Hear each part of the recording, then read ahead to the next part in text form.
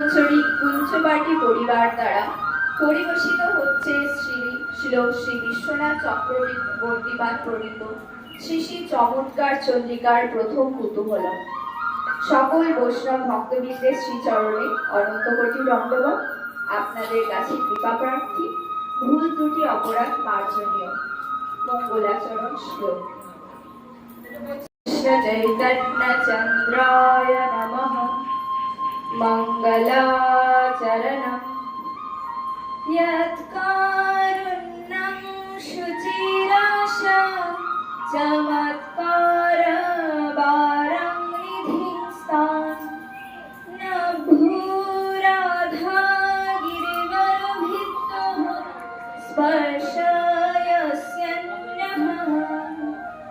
तेषामेकं वृषितमरिचां लब्ध्वा साक्षिदारहे शोभव्यानामन्तु दर्शनवितते कृष्ण चैतन्यरूपः। অর্থাৎ যাহার শ্রীমন মহাপ্রভু অনুকম্পা করুণা হলে মানব দিব্যকে দ্বৈত দ্বৈতা শ্রী রাধা গোবিন্দের সুচিরস মধুর রসময় সমুদ্র স্পর্শ করাইয়া থাকে।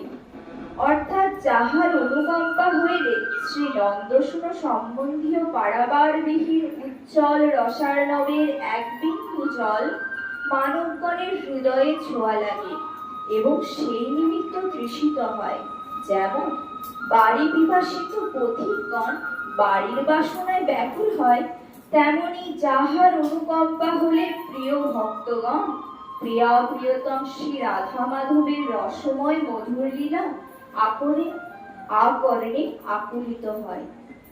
আরও শৃঙ্গার রসময় চমৎকার আর্ণবের এক বিন্দু আনন্দবাড়ি প্রাপ্ত করিবার মানুষের আশা সঞ্চারী সেই কিশোর কিশোরী শ্রী রাধা কৃষ্ণ যুগল মিলিত তনুধারী স্বয়ং ভগবান শ্রীকৃষ্ণ চৈতন্য মহাপ্রভু অপরাধরূপ দন্তবাদী থেকে নিত্য কটাক্ষের দ্বারা আমাদিগকে সত্তর রক্ষা করুন।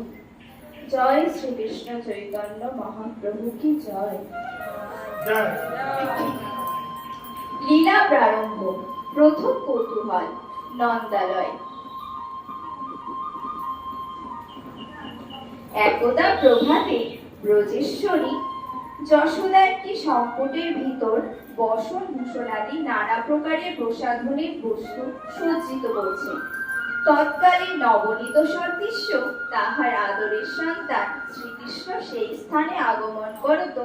সেই আভূষণ যত্ন সহকারে সাজাইতে দেখিয়া তিনি নন্দরানীকে কহিতেছেন। কৃষ্ণ এসে বলল, ও মা, তুমি কি করছো? শোন, আমি চাই করছি। রোডটা ছেড়ে কাজ নেই, তুই বাইরে বাগানে সখাদের সাথে খেলা কর। ও মা, আমার জানতে বড় ইচ্ছে করছে। তুমি যদি আমায় না বলো আমি এখান থেকে যাবই না। বলো না মা, বলো। বেশ বেশ।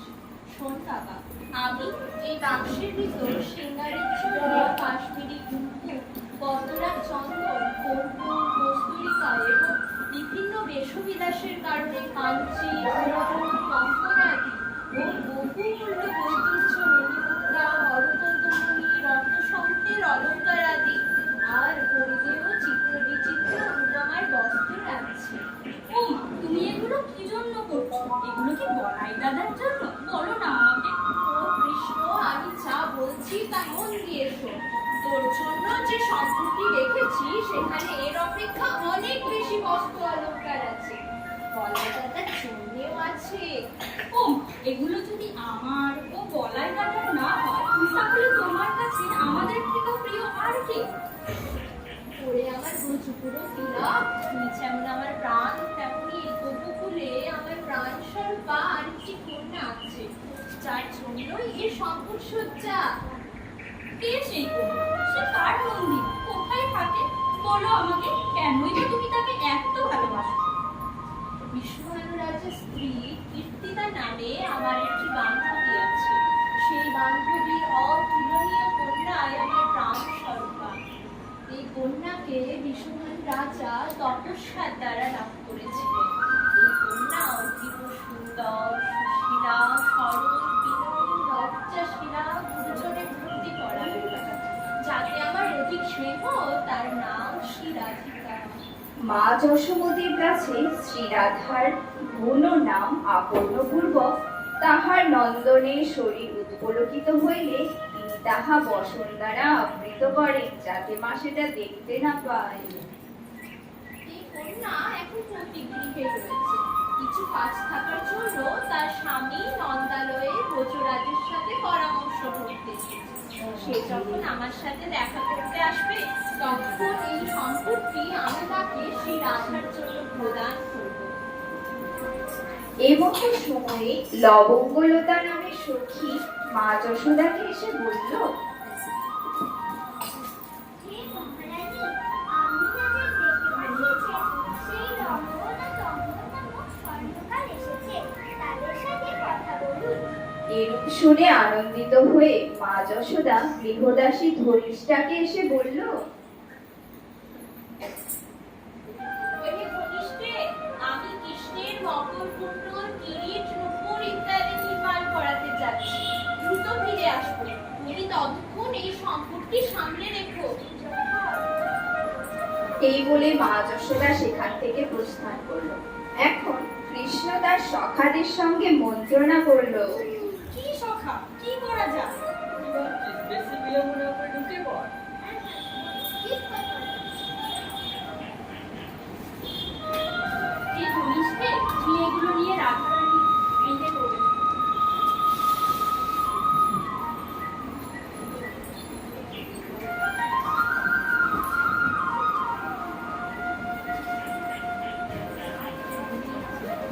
এখন আয়ান মা যশোদার পক্ষে প্রবেশ করেছে। আয়ান ও মা যশোদার সংবাদ। প্রণাম মা যশোদা। সবকিছু কুশল তো? হ্যাঁ ব্রজেশ্বরী, আপনার কৃপায় সবই কুশল। হে অভিমন্যু, আমি তোমার স্ত্রী শ্রী রাধিকার জন্য মণিময় অলঙ্কার সম্পূর্ণ একটি সম্পদ রেখেছি। আমি কাউকে বিশ্বাস করি না, তাই তুমি স্বয়ং এই সম্পত্তি তোমার স্ত্রী শ্রী রাধাকে প্রদান করো। আর আমার প্রিয় রাধাকে আমার হয়ে বলো, হে কীর্তিতে রাধে, এই সম্পদের মধ্যে যে অতি উজ্জ্বল, জ্যোতির্ময়, বল্লভপ্রিয় হস্ত অলঙ্কার আছে, তার দ্বারা তুমি শৃঙ্গারবতী, সৌভাগ্যবতী ও দীর্ঘজীবী হও। হ্যাঁ ব্রজেশ্বরী, আপনার আজ্ঞা শিরোধার। এইভাবে মা যশোদার কাছে আশীর্বাদ প্রাপ্ত হয়ে আয়ান মৃদু মৃদু হাসতে লাগলো এবং নন্দালয় থেকে প্রস্থানের পথে আয়ান মনে মনে ভাবলো, আজ আমার সৌভাগ্য হলো ভালো। আজ আমি ধন্য কৃতার্থ হলাম। এই সম্পদের ওজন অনুভব করে মনে হচ্ছে এর মধ্যে কিছু মণিমুদ্রা অলংকার আছে, যা দ্বারা আমি কোটি ধনু কিনতে পারবো এবং আমার সখা গোবর্ধন মল্লের মতো আমার গৃহ পরমালক্ষ্মী বিরাজ। আয়ান এরূপ ভাবনা করতে করতে নিজের বাড়ি অভিমুখে আসার সময় তার শরীর রোমাঞ্চিত হতে লাগলো, সর্বাঙ্গ উৎফুল্লিত হলো। নন্দ যশোদার ভালোবাসায় তার নিত্যজন্ম অশ্রুপূর্ণ হয়ে গেল। কিন্তু সম্পদের মধ্যে থাকা শ্রীকৃষ্ণকে বহন করে সে ক্ষণিকের জন্য কষ্ট অনুভব করেনি। যেহেতু আভূষণের স্বরূপে পরমানন্দ ঘন শ্যাম সুন্দরকে বহন করে নিয়ে যাচ্ছে, তার কি কখনো কষ্ট অনুভব হয়? দ্বিতীয় লীলা, যাবত।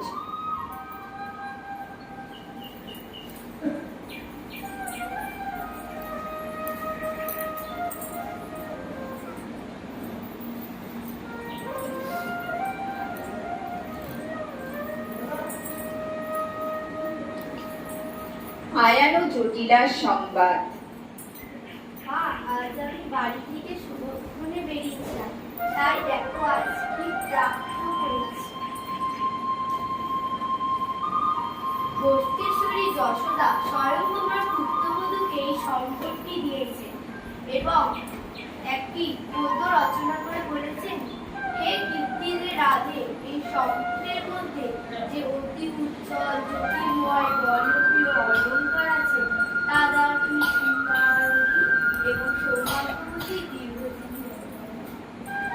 জটিলা তখন মনে মনে ভাবলো, আজ আমার সৌভাগ্যের উদয় হয়েছে। আমার পুত্র বহুরত্ন উপহার এনেছে, তাই আমার বধূ আমার পুত্রের প্রতি অত্যাধিক প্রসন্ন হবে। হে পুত্র, আমি বা তোমার বোন বা তোমার বধূ কেউ এই সম্পদ তুলতে সম্মত না, তাই তুমি এটা শ্রী রাধারানী স্বয়ং পক্ষে রেখে এসো। যথা। এই বলে আয়ান সেই সম্পত্তি রাধারানীর পক্ষে রেখে এলো।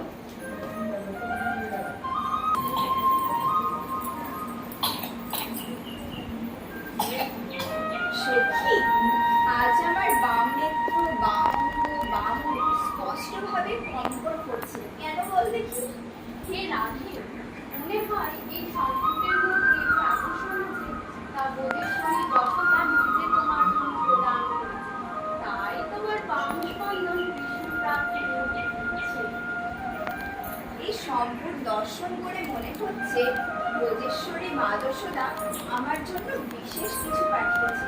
তাই দেখ তো সখী, এর মধ্যে সৌভাগ্যদায়ক এমন কি রয়েছে? ও মা, এ কি হয়েছে কৃষ্ণ?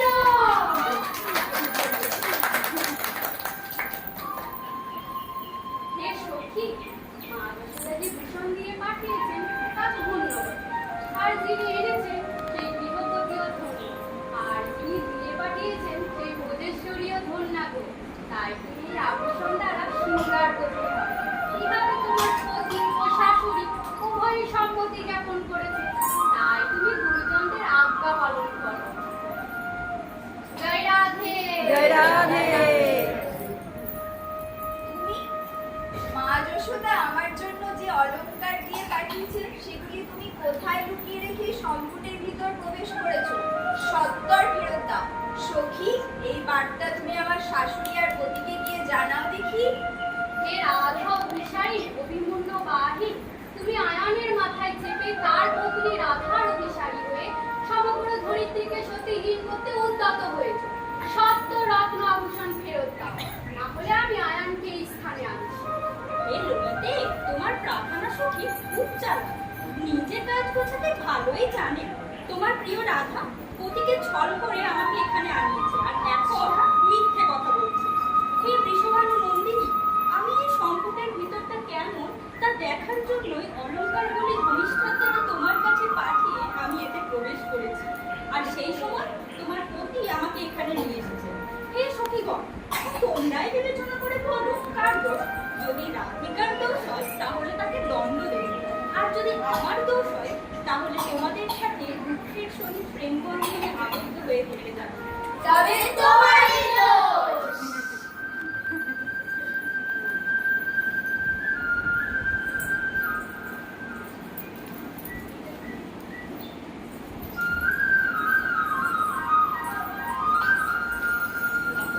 বাক্য নিশ্চয় এবং চতুর্দশ ভুবনের অভ্যন্তরে এই ভৌম ব্রজমণ্ডল বা ভূমণ্ডলের স্বীয় কীর্তিকে উত্তম রূপে সাফল্যীকৃত করিয়াছে সেই লীলা বিলাসী নবযুগ্ম তনু স্বামী স্বামিনী শ্রী রাধা গোবিন্দের আমরা স্তুতি করি।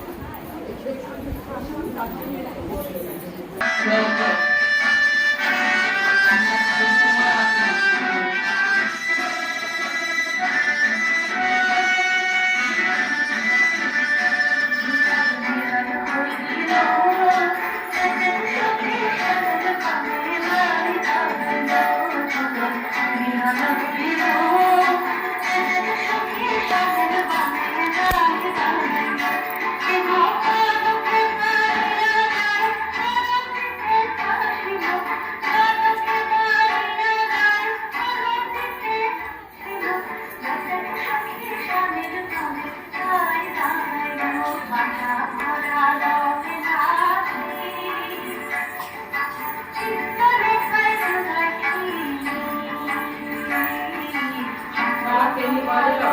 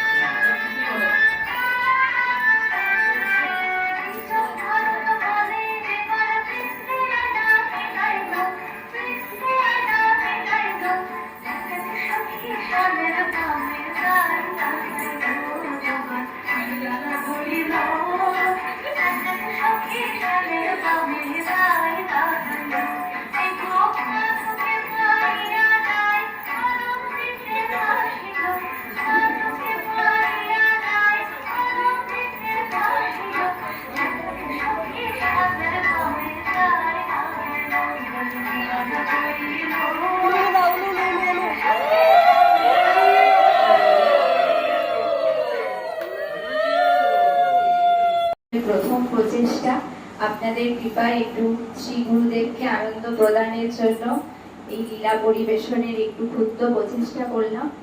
এই প্রচেষ্টায় সহযোগিতা করেছেন আমাদের এই লীলা প্রথমত বলবো নির্দেশনায় শ্রী দীনবন্ধু মহারাজ এবং পরিচালনায় আমাদের নমিতা ঠাকুরানী, এবং আপনাদের সকলের কৃপায় আমরা এই লীলা পরিবেশনের চেষ্টা করতে পেরেছি।